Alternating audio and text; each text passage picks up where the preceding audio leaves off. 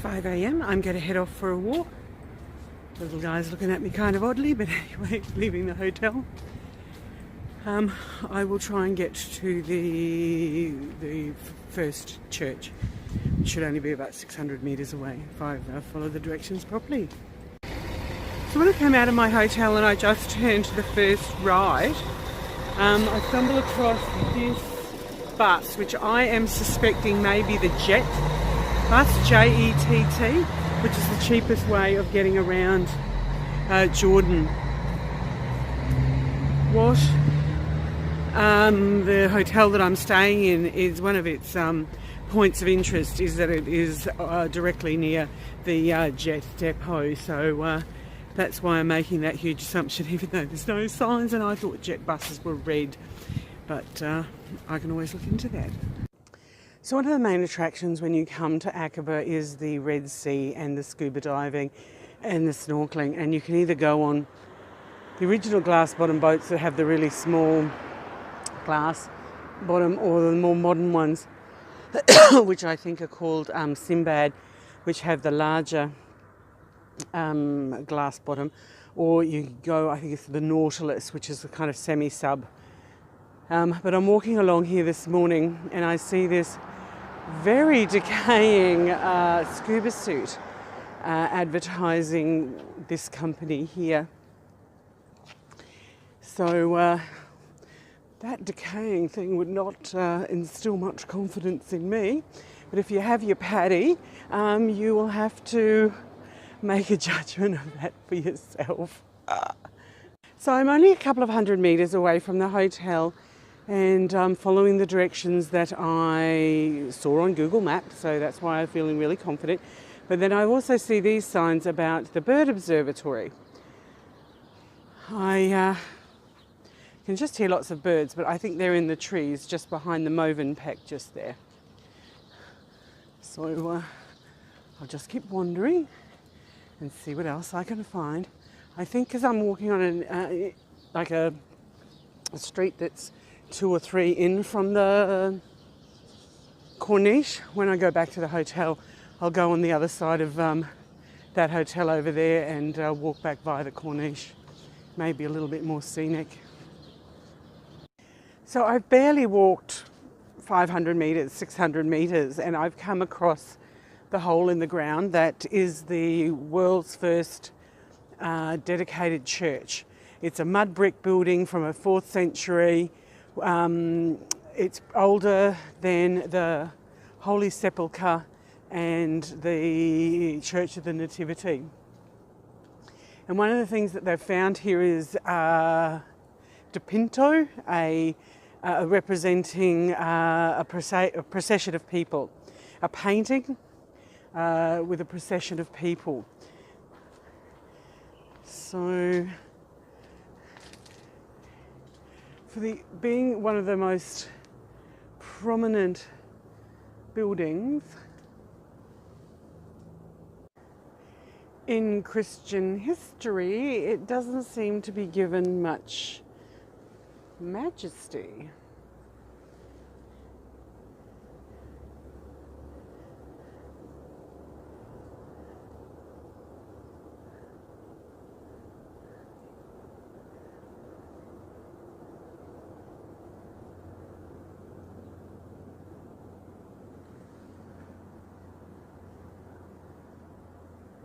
I didn't know that this existed the last time that I came here, and literally our hotel was only metres away. So that's why I made the special effort to come down this morning. One of the things that I know that I would hear if Al was here was, is that all it is? But when you come from somewhere else and you aren't surrounded by this form of antiquity all the time, these what appear to be nondescript rubble of rocks are really fascinating and interesting. Just amazing. So as I repeatedly say, as an atheist, I still find coming to these sites of Christian or religious antiquity just awe-inspiring. For me, it's in relation to the concept that people existed, and the only form of written communication or storytelling to give parables or rules and guides was structured under the books. Doesn't matter which book it is, whether it's the Torah, the Quran or the Bible. It's giving people guidance of a way to successfully live in the society in which they then lived. Whether that book then translates to modern society, it's open to debate. And that's one of the magics about being in a democratic society, that you can debate different thoughts and philosophies.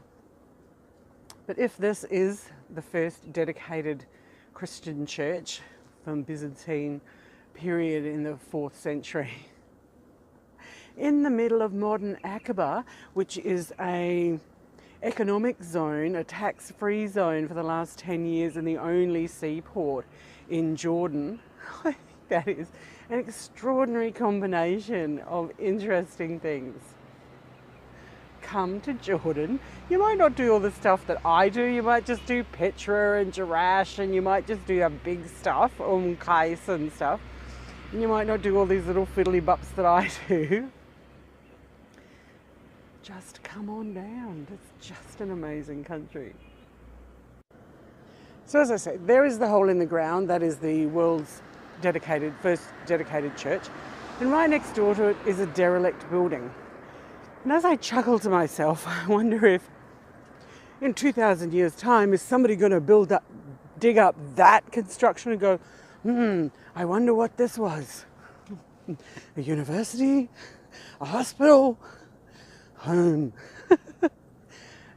Just fascinating what the future's going to hold.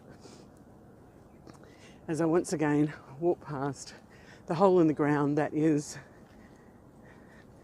potentially the world's first dedicated church, older than the Holy Sepulchre and the Church of the Nativity. I'll just go for a walk down there on the Corniche. As I'm walking here, I don't know if you'll be able to see how magical the sunrise is over those mountains. And those mountains are Palestine, which is now called Israel. And that's the mountains just to the back of the Israeli city of Eilat. Just beautiful. So I'm just heading down to try and find access to the Corniche, and I'm just wandering past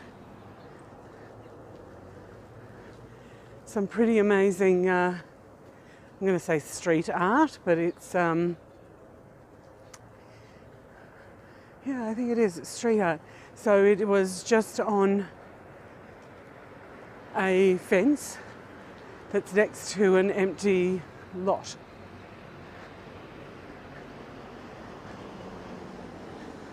It's actually really quite amazing. Great colours. This one's pretty cute. There's his tail. There's his face. Doesn't look like a happy fish. So I haven't got down to the Corniche yet. I've just passed the Movenpick, which would have to be one of the biggest Movenpicks that I've seen across the street. It almost looks like an Atlantis or something like that.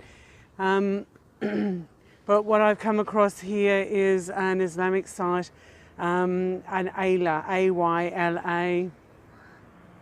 And it goes, by the looks of it, from this street over to almost to where the Corniche is. So I'll see if I can get some access over the other side to see if I can take any photos from over there. Didn't know this one existed, just stumbled across it this morning. So it's actually quite an amazing site. There's pillars and foundations and stuff in the middle over there. In the foreground here.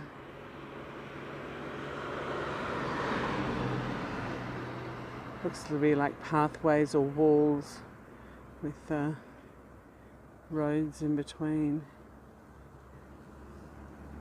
So I'll have to Google this one and put it in the description to know exactly what it is so I can describe it for you.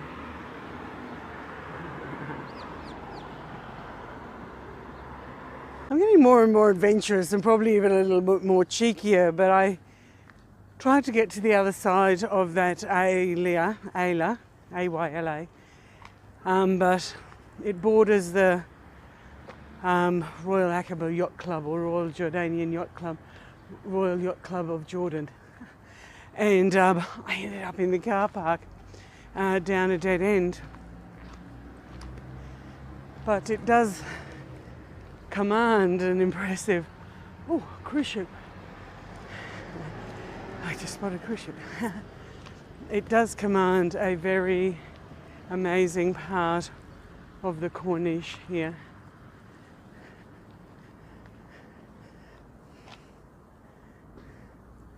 The Royal Yacht Club of Jordan. So I've come down here to the Corniche and I can see a cruise ship over there, and I think it's a TUI, but I'll go and have a little bit of a closer look.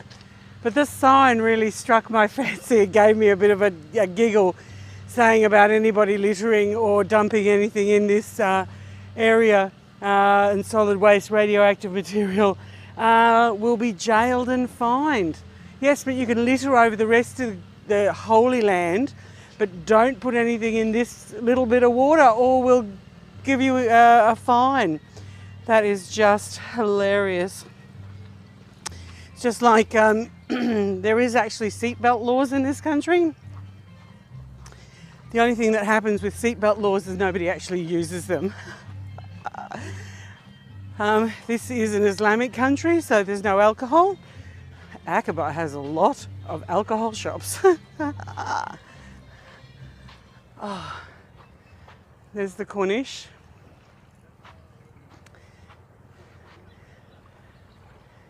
The Gulf and the Red Sea.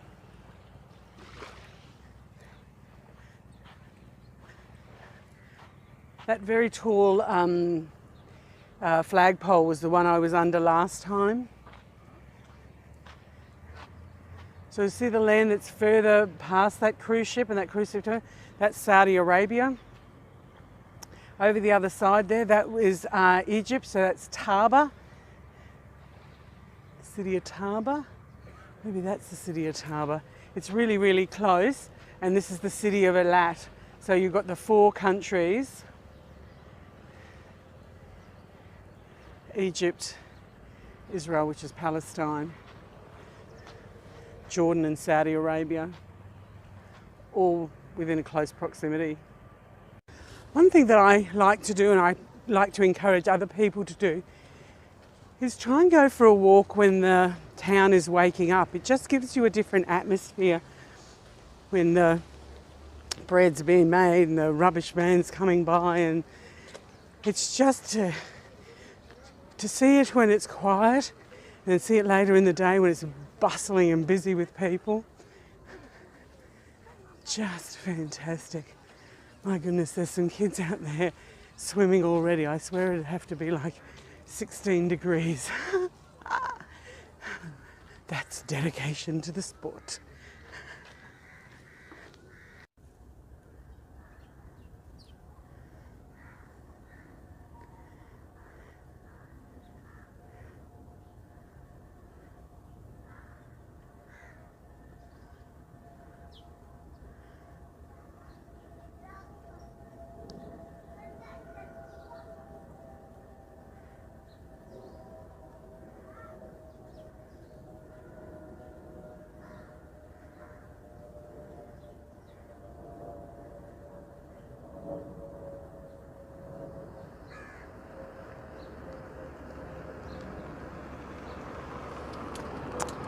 Oh, the nasty car spoiled the birds.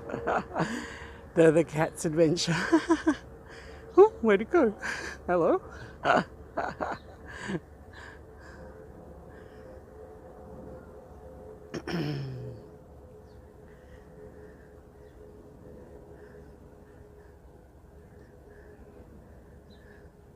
Good morning, Janet Perry Watson. I'll send this specifically to you. Ironically, I sit here in the same chair, probably about the same time of the morning. Hiding in the shadow of this massive flagpole. So I'm sitting here in the Corniche. It's probably about 6:30, not quite 7 o'clock. It's about 1.4 kilometres from the hotel. So by the time I get back, it will be time for breakfast and Al will be awake.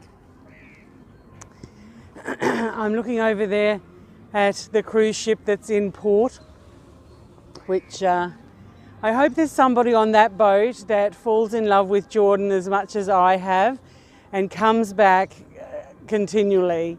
That was how I first came to Jordan, on a cruise ship there at Aqaba port, which is an active container terminal. Just an amazing space, and there my first steps, meeting Dara, going to Petra on the bus. So 2 hours to get to Petra, have lunch, a couple of hours or 3 or 4 hours at Petra, and then a couple of hours back, and then back on the boat. Meeting Muath and Mohammed on that first day, then coming back the second time, meeting Talal, then coming back the third time and meeting Ali. And the whole adventure continues, and going back and seeing Muath and Mohammed at Petra, and that'll be my thing to do. We'll get to Petra tonight, and then go down to the Royal Tombs tomorrow at Petra. But that is how my adventure with Jordan started, a cruise ship.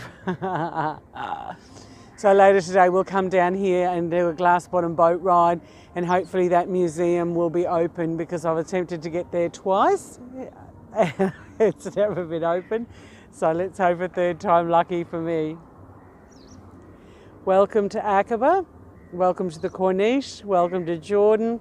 Pack your bags, please, come and join me. This is just the most amazing place. Just walking in downtown Aqaba, and I come across this building site. This guy's getting his things hoisted up to him.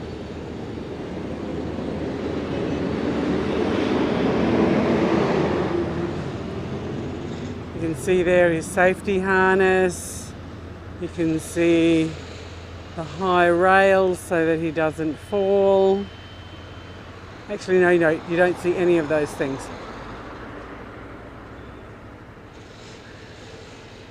Welcome to construction in Jordan. Oh, what's this guy here doing? Moving from one layer to another with no harness. Oh, my heart is racing. Yesterday as we were driving past, there were some people sitting in this square, and I can't see what it's about. There's a statue of a guy on a camel and a guy on a horse. Maybe it's Lawrence of Arabia. T.C. Lawrence. But the thing that strikes me is this beautiful little fountain of the boat. That's just so sweet.